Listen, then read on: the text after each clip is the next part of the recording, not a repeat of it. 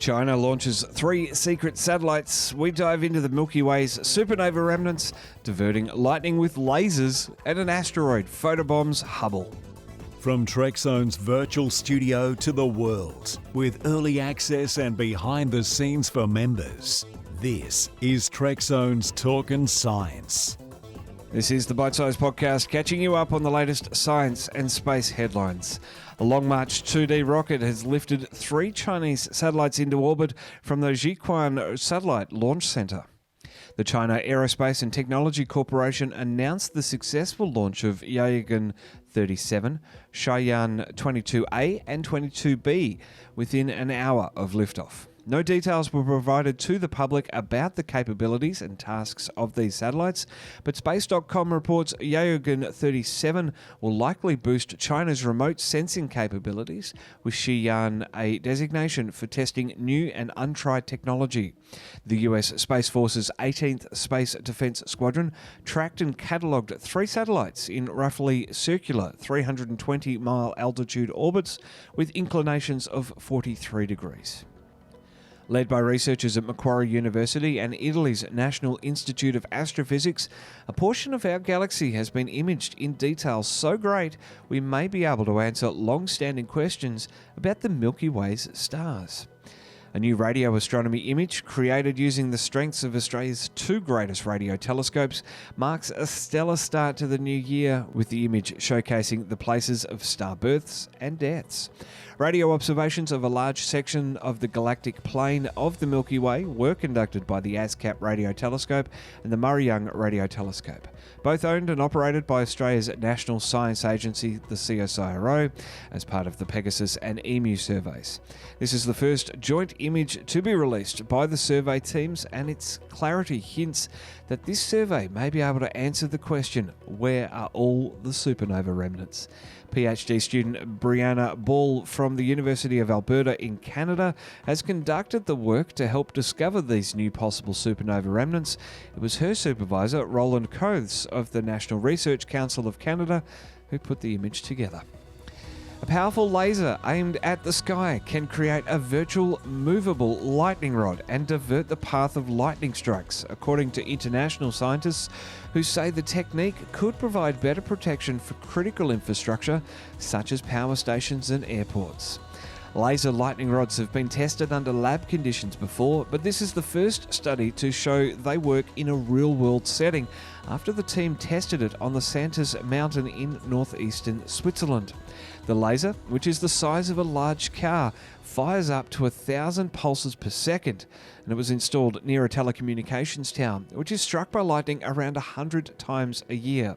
For 6 hours during a storm, the laser diverted 4 lightning strikes, one of which was tracked using high-speed cameras, showing that the lightning followed the laser's path for more than 50 metres. The authors concluded that their findings extend the current understanding of laser physics in the atmosphere and may aid in the development of novel lightning protection strategies.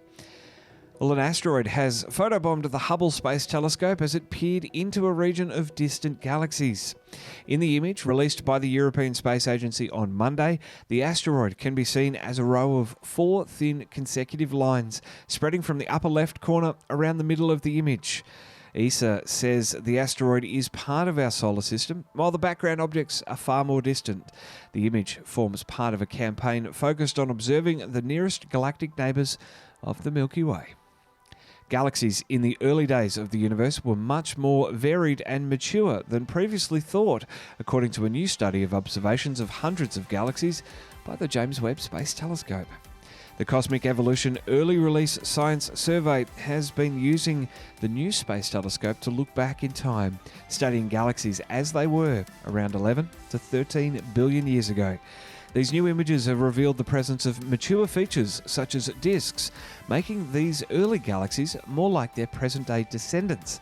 The survey used data from June last year and has since had a further 60 observing hours with the telescope, meaning more findings are highly likely. The oscillating frequencies of 2 short gamma-ray bursts are the best evidence yet for impossible hypermassive neutron stars being born. When a star burns its last remaining fuel and explodes, the super-dense remnant forms a neutron star. Now, ordinarily, these neutron stars can only contain a bit more than twice the mass of the Sun they were before undergoing gravitational collapse to form a black hole. But when two regular neutron stars in a binary system merge, that's a kilonova, and their combined mass can exceed this limit, but only briefly. The gravitational waves and short gamma ray bursts lasting about 2 seconds are the clue that such an event has occurred, and computer modelling suggests the evidence for these hypermassive neutron stars could be found in unexplained oscillations in the frequency of the gamma rays. These findings were published earlier this month in Nature and presented at the 241st meeting of the American Astronomical Society. As solar winds pelt Earth's magnetic field, they create electromagnetic waves which survived and escaped the turbulent region of our planet. How they did this was a mystery, until now. A team has discovered that the electromagnetic waves are creating clones of themselves as they continue beyond the foreshock region into the shock region. EM waves with the same oscillation as waves in this foreshock region have been spotted on Earth's sun-facing side, suggesting that they can enter the magnetosphere and travel to ground. Academy Research Fellow at the University of Helsinki, Lucille Turk, led the research team for 3 years studying propagation waves in the foreshock region, looking for signatures of these EM waves in satellite data, and had their simulations confirmed. It's the team's understanding that when solar winds flow across the shock, they compress and heat it, with the strength of the shock determining the extent to which this happens. The peaks and troughs in waves coming from the foreshock tune the shocks as they arrive. Members get perks. Click join under every Trekzone video to sign up and get early access and behind the scenes for less than a cup of coffee a month. For our podcast listeners, jump onto the trek.zone/support.